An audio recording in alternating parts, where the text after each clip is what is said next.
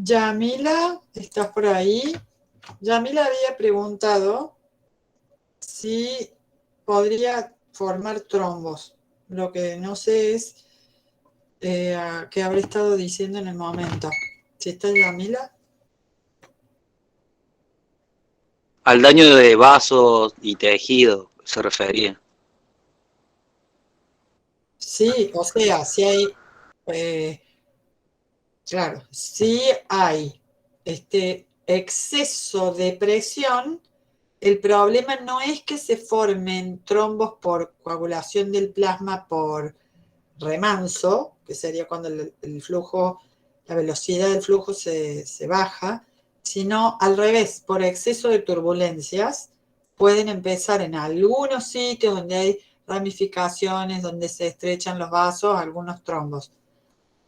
Pero sí, más dañino es la que se empiezan a abrir, digamos, las paredes de las arterias en los aneurismas y todo eso, y por supuesto, toda esa sangre en el sitio donde no debe estar provoca coágulos, trombos en realidad, y muy peligroso. Los aneurismas de aorta tienen mejor sobrevida últimamente, sobre todo cuando se lo lleva al paciente a tiempo, pero un aneurisma de aorta eh, torácica o abdominal son muchas veces fatales, porque bueno, se abre la principal arteria, la caída de presión es demasiado importante, la pérdida de sangre es demasiado importante y si no se sutura, digamos, a tiempo, cuando es posible, eh, bueno, es muy difícil que sobreviva el paciente. Y la otra cosa que suele suceder, estas cosas de la física, cuando la aorta tiene el aneurisma hacia dorsal, la misma abertura se empieza a perder sangre, pero a la vez cuando hace el flujo es como eh, una manguera con una hendidura, hace vacío, entonces a veces se aplica por vacío, como una sopapa, por decirlo así, para que ustedes me entiendan, contra la pared toracal, o sea, contra la columna, digamos, y entonces el paciente aguanta mucho mejor. Sí. Bueno, las cosas son las cosas de la vida, son las cosas de los aneurismas.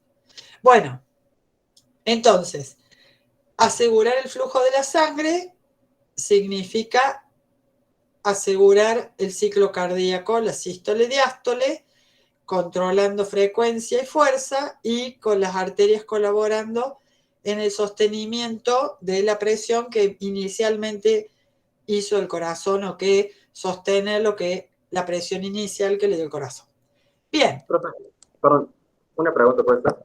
Con ¿Sí? respecto a lo que veíamos en coagulación también, por lo que preguntaba recién el compañero, ¿es posible que sea por la modificación en el patrón de flujo que se produzca una liberación del factor 3 y que por ende se dé la coagulación y eso produzca el accidente cerebrovascular, sería?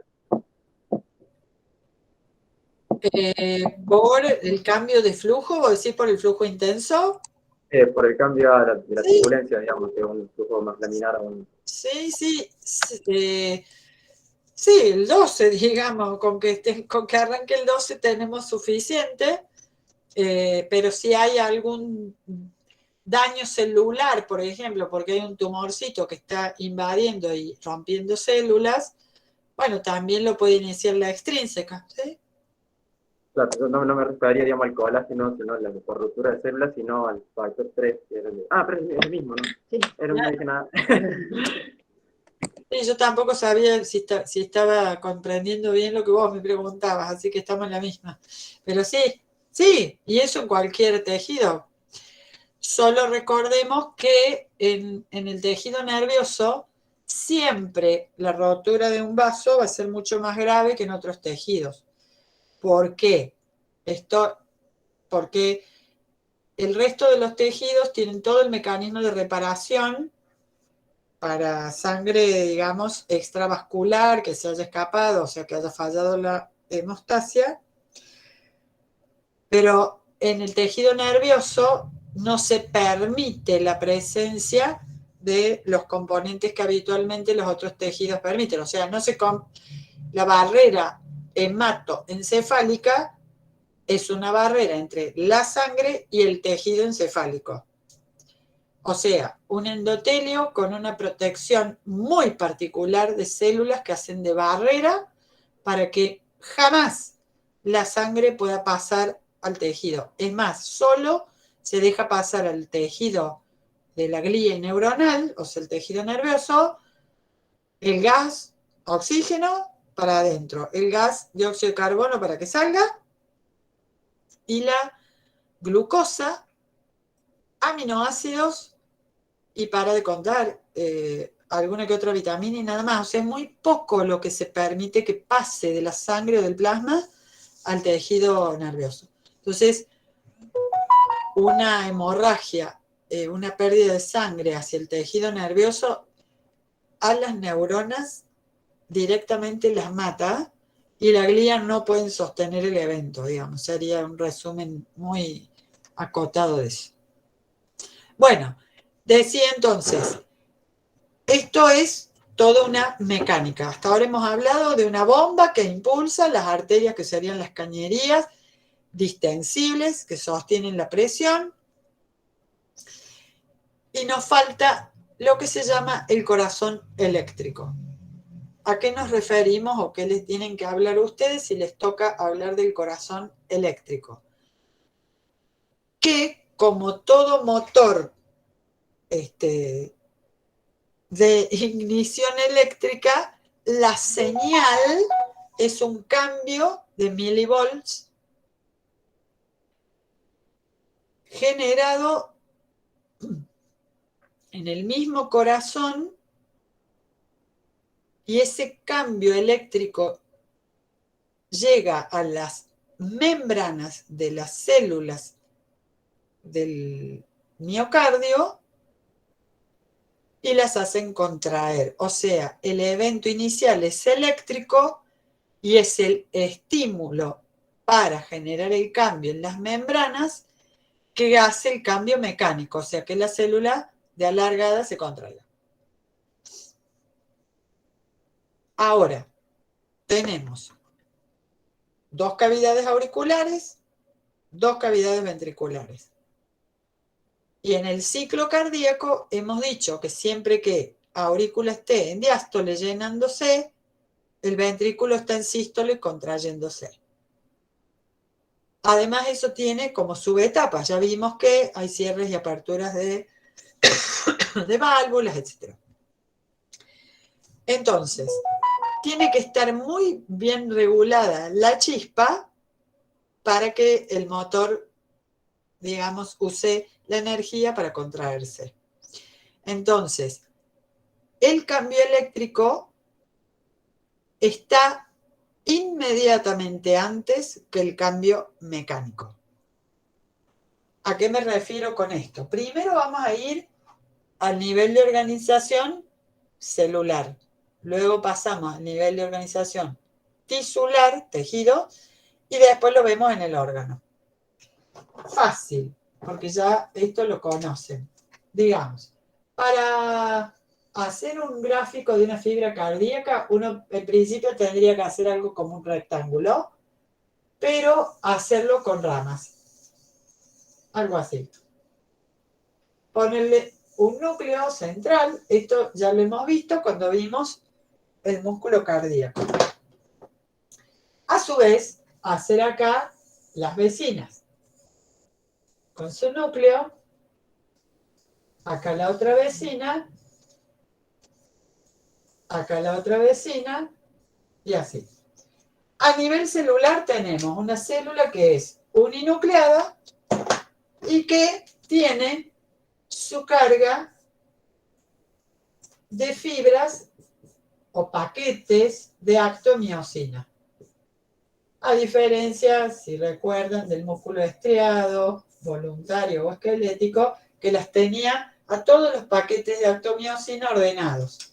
En cambio acá están como aproximadamente en la longitudinal, pero también en otros sentidos. Estos serían, digamos, lo que llena el citoplasma de estas células, que sería la actomiosina o las proteínas contráctiles, actina y miosina, ensambladas en los sarcómeros y todo eso que ustedes ya saben. Estas células, a diferencia del músculo estriado, que solamente funciona le llega la señal, se contrae y se relaja, esta célula tiene un agregado más, que puede pasar el estímulo a las células vecinas. Y eso sería, el estímulo va a hacer que se abran los canales de sodio y entonces el sodio extracelular ingrese a la célula. Eso es como en cualquier músculo. Eso provoca que cambie el de potencial de reposo de la membrana, cambie, y si llega a un potencial, digamos, positivo de aproximadamente más 30, va a ocurrir la despolarización, con lo cual eso va a ser una mini corriente eléctrica en milivolts que cambia entonces al potencial de acción. Y esto dijimos que para la célula era la señal. O sea que la señal es eléctrica.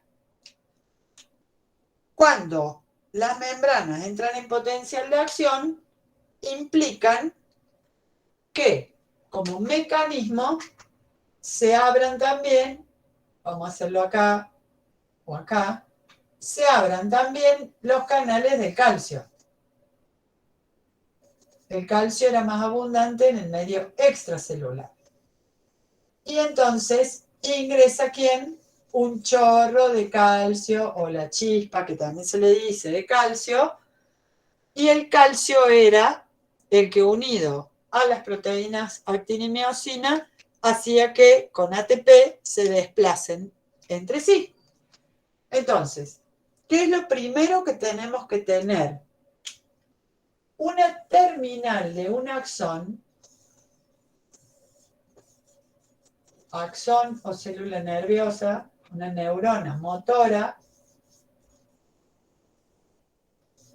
que libere acá una sustancia, y esa sustancia llegue entonces a los receptores que corresponden en la membrana, abran los canales sodio, cambien el potencial, y los canales de voltaje dependiente, o sea, los que reaccionan con el cambio de voltaje de calcio, se abran y entre un flujo de calcio importante. Cuando aparece el flujo de calcio, que aparece la contracción, porque se desplazan la actina y miosina una sobre la otra, y esta célula, ¿qué va a hacer? Se va a contraer, a cortar y ensanchar. Pero, a diferencia de los otros músculos, que había que tener una neurona cerca de este y cerca de este, no. Este funciona como sin sitio funcional, porque tenía, ¿qué cosa? Acá tenía esas zonas donde estaba lleno de canales iónicos, por lo cual, si entra el sodio, despolariza esta membrana, pasa también a las vecinas. En los discos intercalares hay gap junctions o uniones de hendidura, y ese sodio no solamente entró a estas células, sino a las vecinas. Todas las vecinas se despolarizan. Esto lleva milésimas de segundo entre la primera y las compañeras, que van como en ola, también despolarizándose y luego contrayéndose. ¿Se entendió hasta acá? Vale, tu carita, ¿entendiste? ¿O va de nuevo? Valeria. Carla. ¿Todos entienden o repito? Sí, profe. Sí, se entiende, profe. Una A esa amiga dejó una pregunta. No, es si los canales se hablen igual. Bueno, no. En el músculo esquelético, si recuerdan, la célula era la larga, enorme. Uy, esto tampoco anda. La larga, enorme, con los núcleos, muchos núcleos y todas las fibras con las estrías así. Tenía una unión especial acá, nunca lo expliqué yo eso, pero acá lo que se libera hacia la membrana es la acetilcolina. En el corazón, no, porque acá va a ser al revés, la acetilcolina más bien lo va a parar al corazón.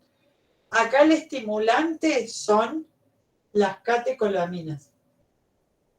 Esto es catecolaminas, o sea, adrenalina, noradrenalina o epinefrina, norepinefrina. Entonces, y ya que estamos, digamos que para estimular, acuérdense que ya lo dijimos eso y les dije no se olviden más de esto que no tengo tiempo de repetirlo. El simpático es la parte, o sea, las vías de neuronas que estimulan corazón y respiración y lo aceleran, era el simpático, la descarga simpática. Entonces, esta neurona, motoneurona, va a ser del sistema simpático. Obviamente, vegetativo autónomo, porque no lo hago voluntad. Entonces, dentro del vegetativo autónomo, la división simpática es la que libera las catecolaminas, que para el corazón son estimulantes. O sea, son las que llegan a los receptores, abren los canales sodio y cambian la polaridad de membrana. El cambio de voltaje de la membrana hace que se abran los de calcio y al haber calcio, y si hubo glucosa para el ATP, esto se contrae.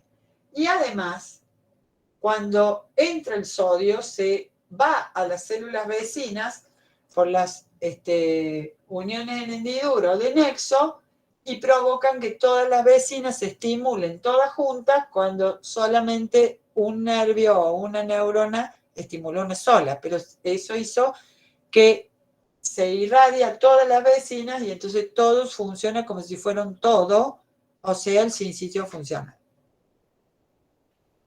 Bien. Y acá, si ustedes quieren cerrar esta membrana, ¿no? O sea, hacerla que se hiperpolarice y no responda y bajar por unas milésimas de segundo la posibilidad de estimularla, o sea, bajarle la frecuencia, el inhibidor va a ser la acetilcolina.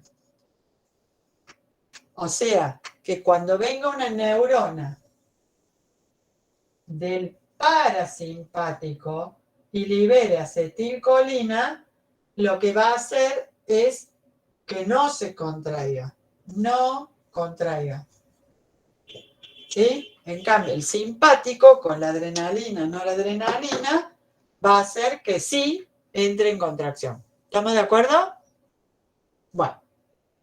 Entonces, por eso cuando yo me asusto, la descarga de adrenalina hace que pum, pum, pum, pum, pum, pum, me agarre taquicardia. Me estimula seguido que entren en contracción, relajación, contracción, relajación. Bien. ¿Entendieron eso? En el susto, o en la lucha, o en el distrés, o en la tensión, el simpático se activa para abrir la circulación central, para que el corazón late con más frecuencia y fuerza, entonces me libera el simpático catecolamina. Bueno, entonces, todo el grupo de células de un sitio del miocardio, con una neurona del simpático o del parasimpático, estimulamos toda esa parte o la inhibimos. Entonces, es un sitio funcional. Obviamente que si la descarga es más grande, más área del corazón es estimulada a la vez. Entonces toda la aurícula capaz que se contrae sí, el estímulo es muy fuerte y grande, violento y demás. Bueno, después, ¿qué tengo que hacer para ir a relajación? Retirar el calcio que está dentro del citoplasma. Y lo hago bombeándolo rápido al exterior y guardando un poco en los reservorios de las células. Retiro el calcio, se acaba la contracción, entra en relajación. Y los canales de sodio ya se han cerrado, entonces la membrana está repolarizada y todo en reposo. Vuelve otra catecolamina, despolarización, calcio, contracción, retiro calcio, vuelvo al reposo y así. Contracción, relajación. Todo eso está pasando en menos de un segundo cada vez. Sí, Joana. Cuando el calcio entra en las células, ahí se une a la proteína a una proteína que es una calcium bonding protein, ¿cierto? La CDP. En que es el músculo cardíaco, se une a una calmodulina. Sí. Y eso quería preguntar, ¿la CPK es una calmodulina? No, Porque une calcio, por eso preguntaba. es una de las que une calcio. ¿La CPK dijiste? Sí, la CPK. No, es fosforila esa. Va, si es la que yo conozco, proteína quinasa C. Fosforila. Ah, sí, claro, tiene razón. Bueno, acá, con el calcio, primero es una calmodulina, eso media, digamos, fosforilación de proteínas, entre ellas la cabeza de miosina, la formación del ATP y la contracción. En cambio, en el músculo esquelético común, el calcio se tiene que unir a una proteína que es una bolita, así, que es la troponina G, y ahí se une el calcio. Y eso es lo que hace que se corra una proteína larga que hay entre las dos, o sea, como para que la miosina y la actina no se miren. Está toda esa tropomiosina ahí metida, y cuando el calcio se une a la troponina, esa la corre a la que está metida en medio y la miosina y la actina se pueden como unir. Y ahí hay contracción. O sea, por eso es que si no hay calcio en el músculo esquelético, no hay unión a la troponina, no se pueden encontrar con su afinidad la miosina y la actina y no hay contracción. Por eso nosotros no contraemos los músculos si no tenemos ATP y calcio. Estaba pensando, de hecho, en troponina recién, justamente, que cuando hay un infarto se encuentra justamente troponina porque hay un daño en células del miocardio, ¿cierto? No te escuché al final. Estaba pensando en troponina porque cuando preguntaba recién, cuando hay un daño, cuando hay un infarto, por ejemplo, no hay justamente no sube la troponina en Sí. sangre, porque hay ruptura de las células, se libera. Entonces... Sí, y eso lo tienen bien explicado en el laboratorio de circulatorio que está grabado por Federico. ¿Por qué? Porque si bien acá la principal son calmodulinas, en realidad siempre en los músculos hay troponina. Y la troponina G es esta que es como una pelotita. Entonces, en todos los músculos está esta unidora de calcio que es la troponina. Y tiene dos estados. G globular, así como una pelotita. Hay otros estados. Imagínense que la troponina siempre va a estar dentro de la célula muscular. No deberíamos nunca encontrarla fuera. Cuando hay daño cardíaco, las células, algunas de estas se rompen las membranas o se desgarran directamente. Entonces empieza a aparecer troponina fuera de las células. Y entonces detectar niveles determinados de troponina libre, digamos, indica daño cardíaco. Bien, entonces, al evento eléctrico, que sería en las membranas, o del tejido, que sería del grupo, inmediatamente le sigue su respuesta o efecto, que sería la contracción. Bien, ahora sí, me voy a ir de acá y voy a borrar esto para decir entonces, esto que yo planteé aquí fue el fenómeno eléctrico provino desde fuera del corazón, provino de nervios que liberaron una sustancia, un estimulante, un neurotransmisor, que fue al tejido del miocardio y lo estimuló para que se contraiga. De todas formas, eso es la segunda etapa del control cardíaco de la contracción, porque en realidad el corazón se autorregula solo y genera sus cambios eléctricos solo. Entonces, ¿por qué nunca entiendo esto? Acá.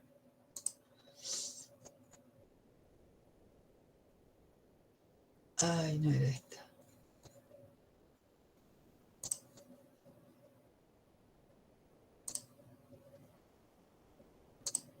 Era esta otra. Tengo un problema me peleo con compartir ventanas y pestañas. No tiene arreglo, no nos ponemos de acuerdo, mi cabeza saturada con el Meet. Ahí está. Acá tenemos la parte alta, digamos, del corazón o cefálica, están las aurículas y los ventrículos, ¿sí? Recordemos que ambas aurículas se llenan con el aporte de lo que sería el sistema venoso. Venoso por ser vasos que traen paredes amplias, no muy espesas y con gran luz, con gran calibre interno. Y vamos a salir del corazón con arterias que son, como ya dijimos, de pared bien espesa, dejando una luz más pequeña proporcionalmente esa pared gruesa, que van a salir de los ventrículos. ¿Por qué? Porque todo el sistema de las aurículas, como verán las rayitas, son el miocardio, el músculo cardíaco. La pared de las aurículas es un músculo más bien de poco espesor. Por lo tanto, la presión que pueden hacer sobre la sangre que contienen es buena, apropiada, pero no es tanta como la presión que pueden hacer los ventrículos, que tienen el triple de pared muscular. Eso por un lado. Entonces, las aurículas se cargan con sangre proveniente del sistema venoso, o sea, a baja presión, se llenan en diástole, luego hacen su sístole, le pasan la sangre al ventrículo de su mismo lado, que eso lo hacen cuando están en sístole y el ventrículo en diástole. El ventrículo se llena y cuando va a comenzar a sacar la sangre que tiene, que comienza su sístole, la aurícula inicia su diástole y su llenado, y así. Pero para que esto ocurra tiene que ser muy coordinado. Si primero se contrae la aurícula, este tiene que estar en diástole, cuando este esté en sístole, la aurícula en diástole y así. El control autónomo, digamos, del corazón es dado por el impulso eléctrico dado en cada ciclo por este grupo de células que está justamente donde termina la vena cava superior, que entra aquí a la aurícula derecha, en el seno que se forma allí, en esa ampliación que es el seno venoso, hay un grupito de células que serían del miocardio, pero que perdieron sus sistemas de actomiosina, sus sarcómeros. Se han, atención, dedicado, vaciado de contracción, porque no tienen actina-miosina, se han dedicado a poner en sus membranas juegos específicos de canales de sodio, bombas de calcio, canales de calcio y demás, de manera tal de tener un tiempo en que solamente por haber pasado el tiempo se abren esos canales de sodio. O sea, es una membrana que, como para decirlo de entrecasa, está más a punto que cualquier otra célula de despolarizarse sola. O sea que su potencial de reposo está mucho más cerca del cero. Entonces, con cualquier evento cambio de cargas, rápidamente pasa al positivo y descarga potencial de acción.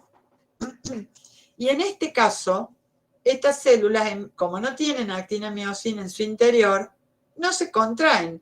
Lo que hacen es pasarle la señal de despolarización a las vecinas y todas estas que están en rojo, digamos acá, se despolarizan luego. Entonces, hay un núcleo que inicia y todas las ramas de células asociadas a ello que están por toda la aurícula van despolarizándose después de ellas.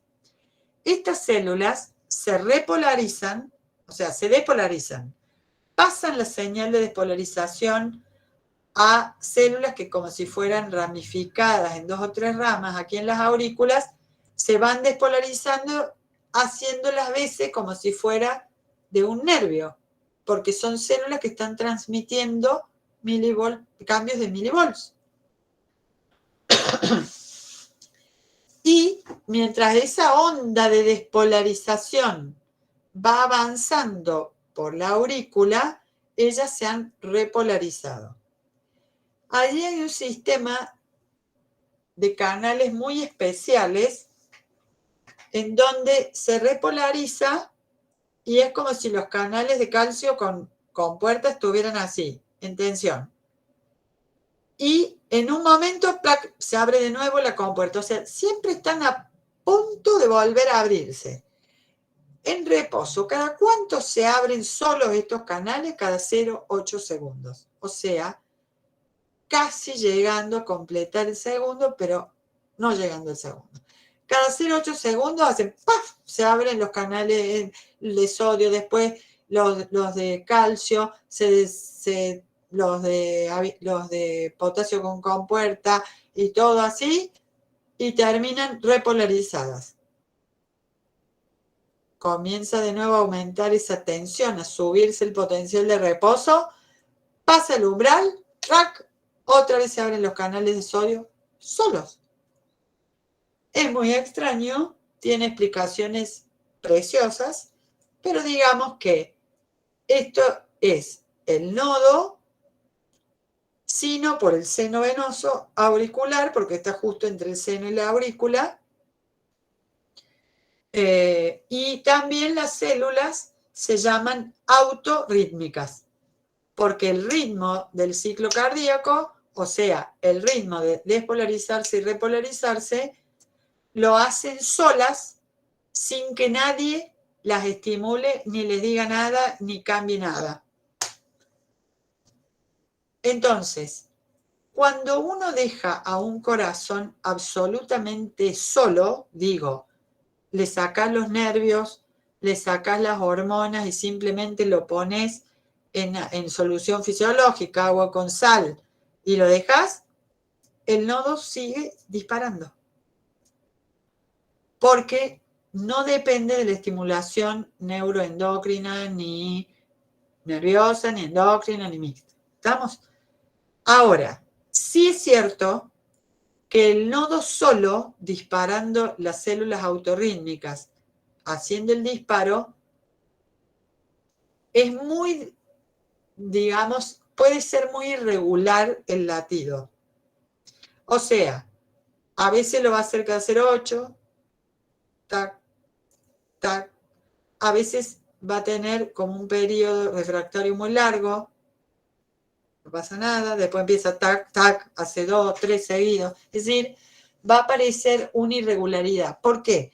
Porque si bien estas células no son estimuladas por nadie y desatan solo, bueno, nosotros sabemos que eso depende de que vaya acercándose el potencial de reposo al umbral y luego suba por arriba del umbral. Y eso va a depender muchísimo de cuánta sal está llegando ahí a esas células, a la membrana, cómo se están moviendo los iones, si se concentra o se diluye más el agua alrededor de ella. Entonces, esos pequeñísimos cambios que para nosotros no son detectables, para estas células pueden modificar eso.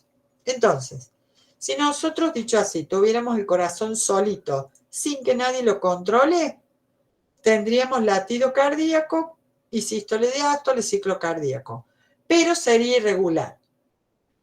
Para entonces evitar esa disritmia, aparece el sistema nervioso con el simpático y dicho sea de paso, el nervio que todos conocemos que trae las señales para lo cardíaco, respiratorio y digestivo más importante es el vago o neumogástrico o par 10.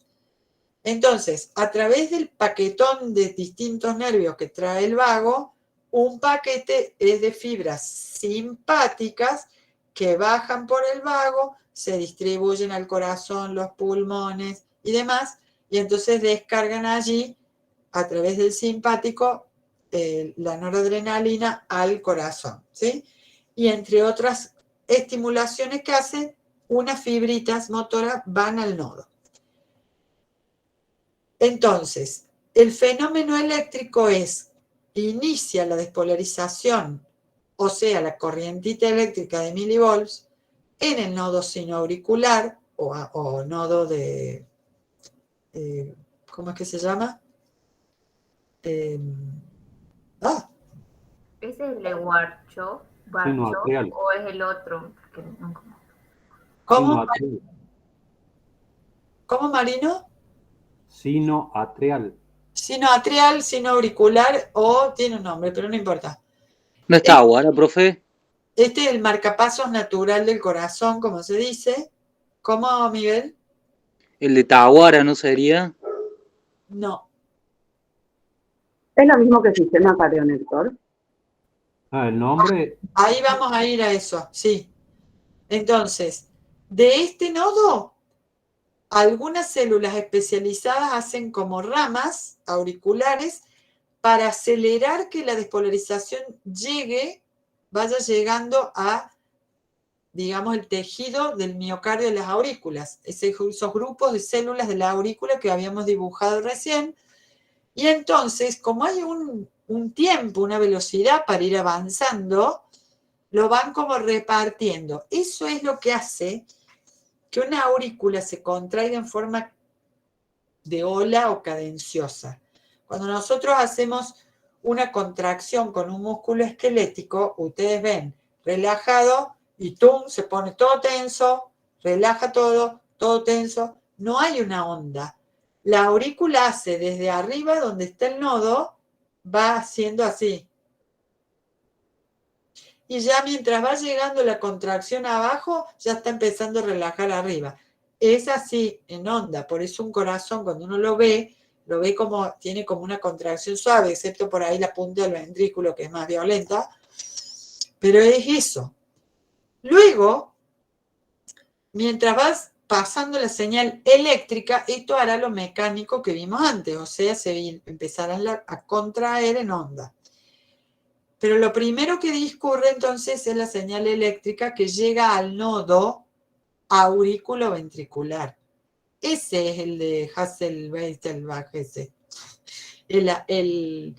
el aurículo ventricular que tiene el retraso. O sea, la despolarización llega a este nodo y ahí las fibras están todas así que hacen como unos enredos y entonces se demora ahí 0,2 segundos antes de que salga luego por el haz de His entre ventrículos y luego se distribuya por los haces derecho e izquierdo y las ramas de las fibras de Purkinje, que son las que van a distribuir la despolarización a los ventrículos. Acá también hay algo importante. Entonces, este nodo está tum, tum, tum, y cada vez que dispara, tum, recorre aurícula, llega a aurículo ventricular, se retrasa, pasa a los ventrículos y otra vez tum, y empezando. Cosas para decir importantes. El fenómeno, entonces, la parte eléctrica del corazón tiene que estar muy intacta, porque si no llega una señal de despolarización a alguna zona de este miocardio, esa zona no se contrae. Y si yo tengo una aurícula o un ventrículo que tiene que irse contrayendo todo y hay una parte que está dura ahí, relajada y no se contrae, va a haber un problema para impulsar la sangre. Va a haber problemas de presión, de remanso, de reflujo, de todo lo que hemos visto y trombos intraauriculares o intraventriculares, presión baja, desmayo y vaya a saber qué más. Entonces, pregunto, cuando la onda de despolarización que se generó en el nodo sinoauricular o marcapasos del corazón comienza a pasar por la aurícula, casi en el acto la aurícula se tiene que estar contrayendo, o sea, sístole. Cuando la señal llega al nodo aurículo-ventricular, está retrasando que empiece la contracción ventricular, porque si no hay retraso, apenas está la sístole auricular, ya estaría empezando la sístole ventricular. Y sabemos que uno está en sístole cuando el otro está en diástole. Entonces, la señal eléctrica recorre la aurícula, hace que se contraiga, mientras el ventrículo está en diástole y acá está el retraso.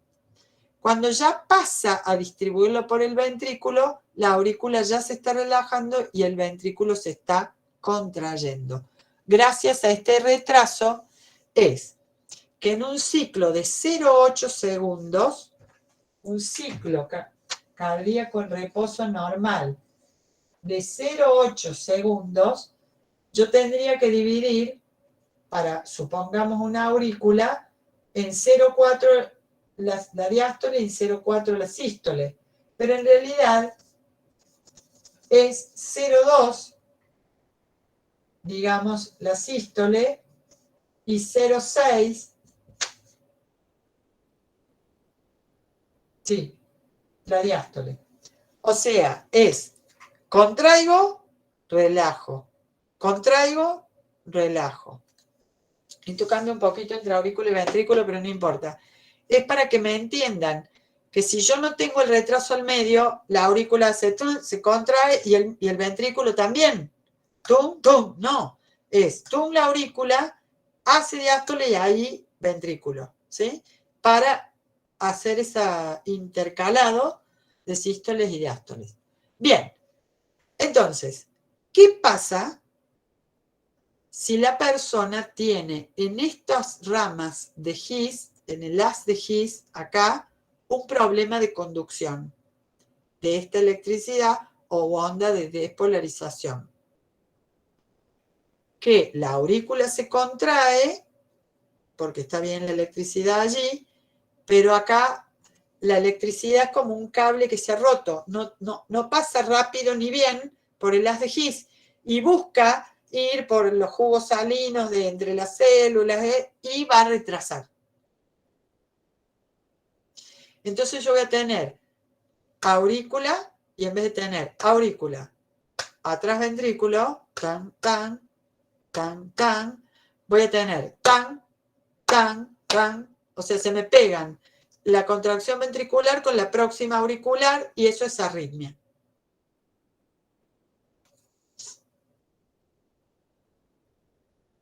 ¿Qué pasa si el haz de His conduce bien, pero las fibras de Purkinje, por ejemplo, del lado derecho, no están conduciendo bien, o hubo una malformación embrionaria, o las membranas no están funcionando bien para conducir la onda? Repito, ¿qué pasa si el fallo en la conducción de la eléctrica del corazón está en las fibras de Purkinje derechas? ¿Qué esperaríamos? ¿Va a haber problemas con el ventrículo?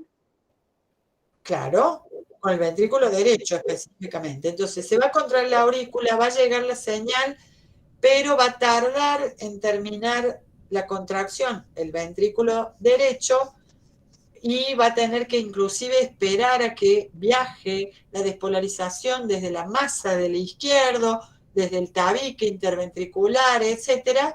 Por lo tanto, va a haber un retraso para comenzar la sístole del ventrículo derecho. Eso se llama hemibloqueo porque está afectando el flujo de la señal eléctrica a la mitad del corazón. Entonces, en este caso se llamaría hemibloqueo derecho. Si la señal es mal distribuida, llega tarde, no está en el ventrículo izquierdo, como debe estar por lo menos, es un hemibloqueo izquierdo. Y puede haber bloqueo, que es todo el sistema de conducción hacia los ventrículos está en problemas. La electricidad va a buscar igual, las cargas van a buscar igual, pero va a haber retrasos, porque no es lo mismo que yo lleve la electricidad por un cable, que lo diseñé para eso, que la lleva rápido la electricidad, a esperar que se mueva por el agua de la pared. No es lo mismo. Nódulo sinoauricular de Kelly-Flack se llama. Perfecto. Así nos lo explicó Pagani. Exacto. Muy bien. El otro es el que me cuesta mucho. El de Hasselbach.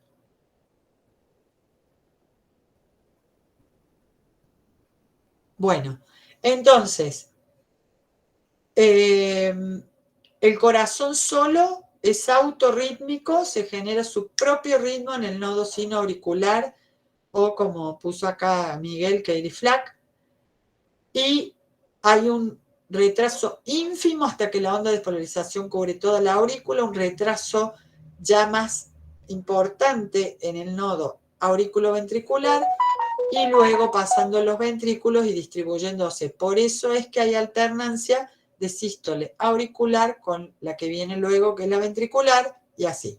Otro punto importante, como están dispuestas el nodo de His y las fibras de Purkinje, el nodo de His es gordo, importante, es como un cable grueso, que pasa rápido, una vez que sale de este nodo, rápido la señal a los ventrículos. Pero los ventrículos, hasta que la distribuyen, si estás más acá cerca, va a empezar la contracción más rápido que lo que está lejos.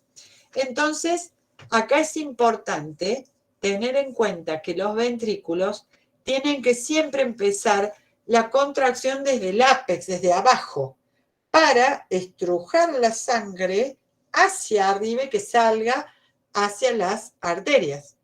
Recuerden que el ventrículo, o sea, el corazón se ha doblado, entonces el ventrículo saca la sangre hacia arriba, hacia el aorta y su callado, hacia la arteria pulmonar. Entonces, ¿cómo se hace eso?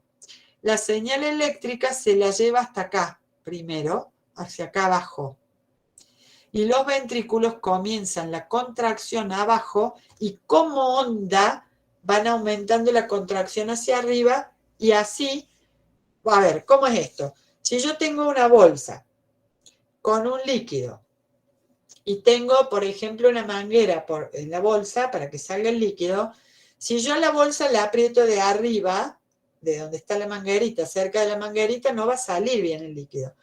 Yo la tengo que empezar a estrujar a la bolsa de abajo, hacer que suba el líquido y salga por la manguera. Acá es lo mismo. Se tiene que contraer el ventrículo desde el ápex, desde abajo, y progresar hacia arriba para asegurar que la sangre salga hacia las arterias.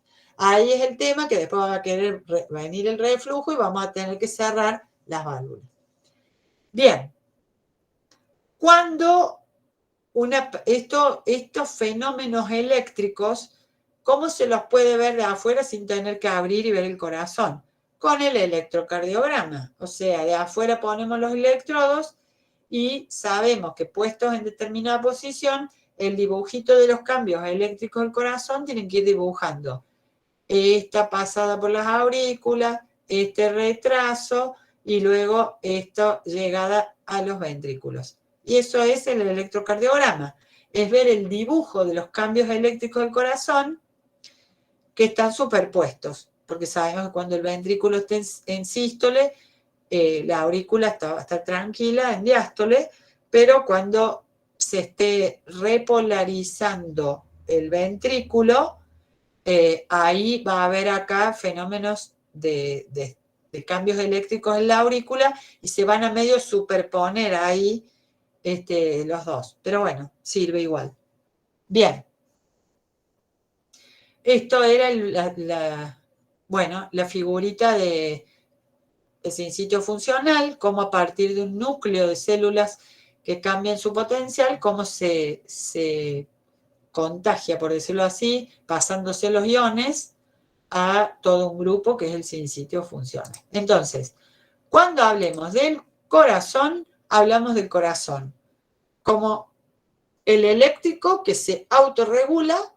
Después vamos a hablar de el eléctrico que lo heteroregulan, o sea que lo regula el nervioso o las hormonas.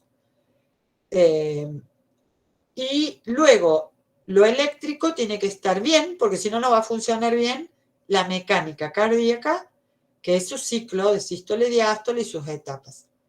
Y el corazón mecánico tiene que funcionar bien, porque si no, no es eficiente como bomba impulsora de la sangre. ¿Ok?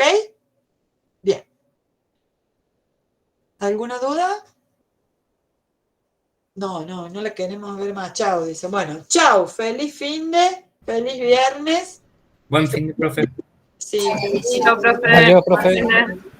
Gracias. Chao, profe, buen fin de. Bueno, profe, gracias. Mini descanso de la pandemia. Pónganse igual, barbijo, condones, todo lo que tengan a mano, por las dudas. Gracias. Chao, profe, nos vemos. Chao.